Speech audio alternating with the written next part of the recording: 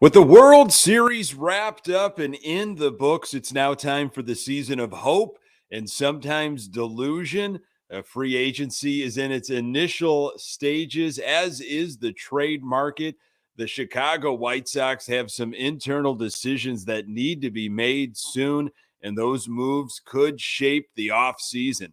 It's been a few days. How are you feeling about the new manager, Pedro Grifol? Also, how was Jerry Reinsdorf feeling about the 2022 season, and do you believe him? You are Locked On White Sox, your daily Chicago White Sox podcast. Part of the Locked On Podcast Network, your team every day.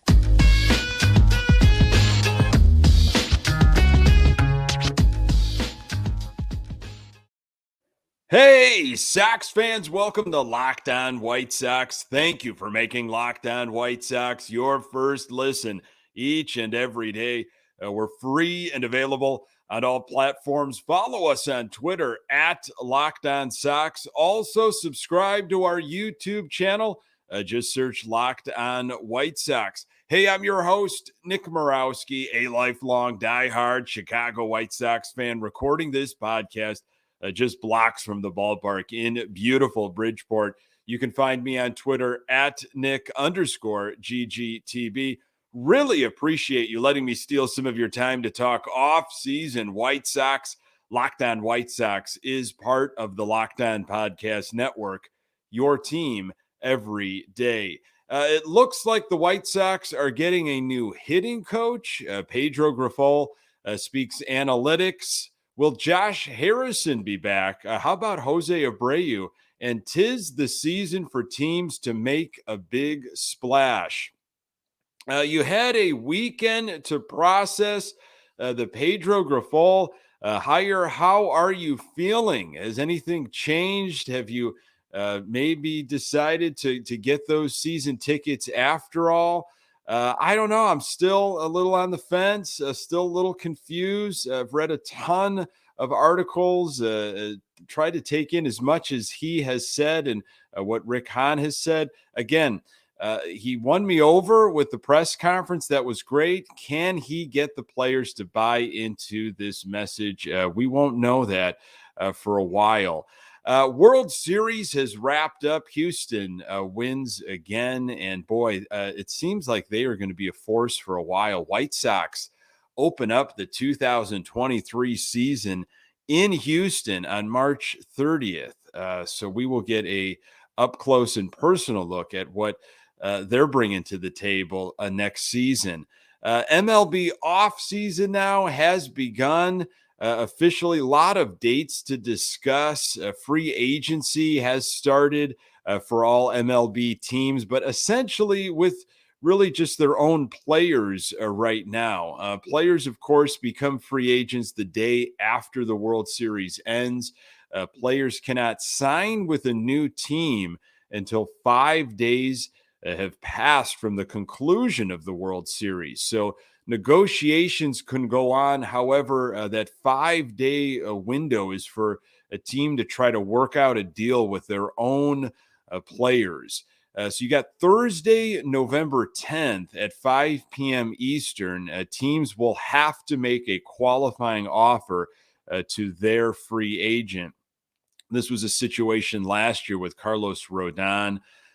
So the qualifying offer is a 1-year contract worth the average of the top 125 salaries, or $19.65 million this offseason. To be eligible for the qualifying offer, a player must have spent the entire 2022 season with his team and have never received the qualifying offer previously.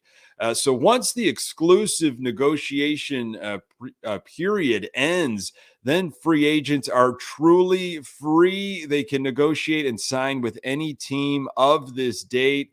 Again, the Sox aren't usually very active this early in free agency. You got to think back 3 years ago during the 2019 free agency.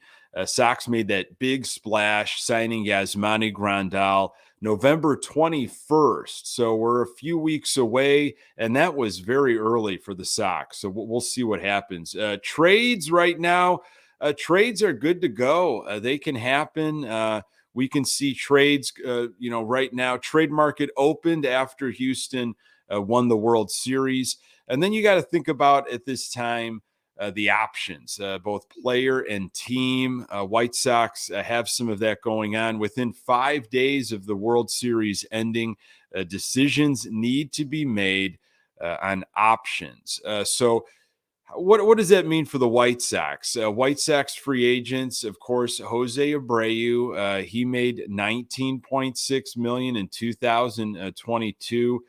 Not eligible for a qualifying offer. That happened already in 2019.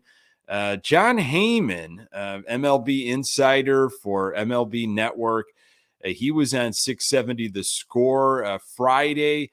He's kind of become a bit of a White Sox whisperer. We'll talk a little bit about him in this episode. He's predicting where certain free agents are going to go, how much they might get. Heyman's predicting that Jose Abreu would get 3 years, $75 million. Ooh, I don't know if that's happening with the White Sox. Johnny Cueto, free agent. He made $4.2 million this past season. Elvis Andrus, a free agent. He made $700,000 in 2022. And Vince Velasquez, he made $3 million. He is a free agent. Now, free agents with options for the White Sox, you're looking at A.J. Pollock. He's got a player option, $13 million. Josh Harrison, team option of $5.6 million. I would say AJ Pollock almost certainly will opt in. What do the Sox do with Josh Harrison? Should the White Sox use the money that Harrison would cost them and put it towards Elvis Andrus, or better yet, an actual proven second baseman? At the end of this past season, Andrus said he would like to come back to the White Sox in 2023, even if that meant changing positions, which that would most definitely need to happen. Of course, Tim Anderson at shortstop. Andrus has never played second base in a full-time role, and it would be a bit of a gamble for the White Sox. If the Sox are going to improve defensively, which they absolutely have to, they committed the most errors in all of MLB last season. Pedro Grifol has preached defense during his press conference. You really want to go with a guy that hasn't played second base. Elvis Andrus, hey, he had some pop in his bat and brought an edge to the team, but is it sustainable for another year, or was it just a placeholder? This is what Grifol said about defense just recently. Quote, "I'm a stickler for defense. I've seen it work. I've been part of an organization that just prides itself in defense. I saw us go to a World Series and win a championship playing defense and putting the ball in play and running the bases. It definitely works in October. If you can pitch, which I know we can, and you have a good bullpen, and you could catch the ball and put the ball in play and run the bases the way you're supposed to, you've got a good chance of winning in October," end quote. White Sox plan on picking up Tim Anderson's option, which is a no-brainer, $12.5 million. So what do the Sox do? The decisions they make early on will paint a picture of what type of team the White Sox intend on being. Again, John Heyman, insider for MLB Network, said, quote, "I heard Jerry Reinsdorf was very frustrated this last year, as you'd expect. I'm sure they all are. I do think they, meaning the White Sox, will spend in free agency," end quote. Jerry Reinsdorf is always on the minds of White Sox fans, but I'm going to tell you why the free agency period seems to bring out the most anger. More on that in a moment.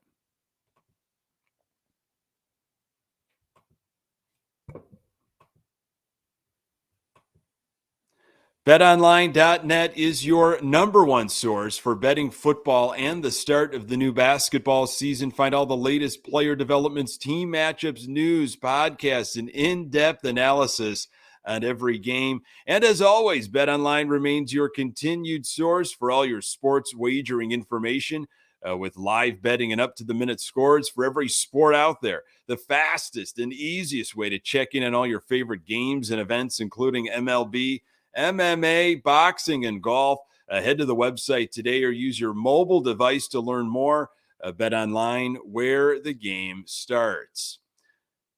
So the Jerry Reinsdorf effect. If you're new to White Sox fandom, you might be wondering, why is everybody so concerned about Jerry Reinsdorf, the owner? He doesn't play for the Sox. He doesn't. This has been an ongoing thing for decades, absolute decades. Why? Here's one of my issues with the whole Heyman comment. Hey, I get it. Jerry Reinsdorf frustrated. It's great that Heyman said that. Why not express your disgust or frustrations directly to the fans? Tell your fans what the plan is. I don't care if you've got some intern for the Chicago White Sox writing up a press release talking about, from your perspective, how you felt about the season, what you think went wrong, how you're going to fix things, what fans should expect moving forward. Sign Jerry's name, put it out there. It's the optics, right? To hear it from Heyman or Bob Nightingale, this has been going on for years. Speak directly to the fans if you truly feel this way. It would go a long way. Again, Sox fans frustrated about the lack of money, not going over luxury tax, one of the few teams to not give out a $100 million contract. So, yeah, there's a lot of hope during this season, this free agency season, but sometimes it's just met with delusion. Speaking through Heyman or Nightingale, it's just a bad look. Just this past weekend, I saw this. The Milwaukee Brewers conducted a question and answer on a variety of topics with fans. And the Brewers chairman and principal owner led this town hall. Can you imagine Jerry Reinsdorf doing something like this? And then, of course, the Ricketts family, principal owners of the Chicago Cubs, addressed Cubs fans at the end of the season in a letter talking about the 2022 season and what fans should expect heading into 2023 and beyond, specifically involving what kind of money will be spent. Reinsdorf's image needs a complete makeover, but I really doubt, at the end of the day, he cares at all what fans think, and he's not going to change now. So what do you want from the guy, right? I think that's what a lot of people are saying. He's kept the White Sox in Chicago. At least we have a team to root for. That should not be the bar. It's ironic to me that Pedro Grifol prides himself on communication and relationship skills, but the lack of communication between Jerry Reinsdorf and fans is one of his trademarks. The White Sox will need to make decisions this week. I'm going to tell you why the Sox will look different in 2023. More on that in a moment. So what should we expect here? I'll predict that the White Sox do not pick up Josh Harrison's option. That money can be used in a much better way. Sox need starting pitching. They need an actual second baseman. They need some outfield help, specifically right field. I seriously doubt they bring back Velasquez or Cueto. Cueto was exciting. He really was. He gave us something that we desperately needed. But I don't think Cueto would have been coming to the White Sox if we didn't have some of the injuries that we had at the beginning of the season. Can you really bank on Johnny Cueto delivering one more time next season? I don't think you go that route. That shouldn't be one of your first moves this offseason. The Jose Abreu situation, extremely interesting. You can really make a case either way. Sox fans, your heart is with Jose Abreu. I get it. I absolutely get it. You want to see him in a White Sox uniform. You want to see him finish his career in a White Sox uniform, win a World Series with the White Sox. If Heyman's even in the ballpark of 3 years, 75 million, no way. I don't think that's something that's going to happen. If you bring Jose Abreu back, he's going to play first base. That means you're trading Andrew Vaughn, because you're just not going to put him out there in left field if you want to get better defensively. So if you bring Abreu back, then what you would have to then tell, if you're going to keep Andrew Vaughn, you're going to be our DH. And then you're saying to Eloy Jimenez, we want you to play left field. Then what are you going to do with Pollock when he opts in? Are you thinking about trading Eloy Jimenez then, and Andrew Vaughn? I seriously doubt it. So the Abreu situation is confusing. I think we'll see how this team is going to be identified, the culture, what it's going to look like this coming week, early in free agency. I really do. I mean, what does a Pedro Grifol team look like? Does Pedro Grifol see Jose Abreu in the cards? I mean, he said the right thing during the press conference, but you cannot go against Jose Abreu and lose fans in your initial press conference. You got the general manager meetings happening this coming week, November 8th through the 10th in Las Vegas. The GM meetings cover off the field matters such as rule changes. Deals sometimes get discussed and sometimes they get completed. Also, groundwork is often laid for deals that are completed at a later date at the GM meetings. Here's some more from Rick Hahn and where the White Sox are headed. Quote, it's one thing to say we're not fundamentally strong or defensively strong, or we need to run the bases better. It's good to hear a fresh perspective on how we're going to go about improving those. These shortcomings weren't for the lack of talent or the lack of dedication from the coaches that may no longer be part of the staff.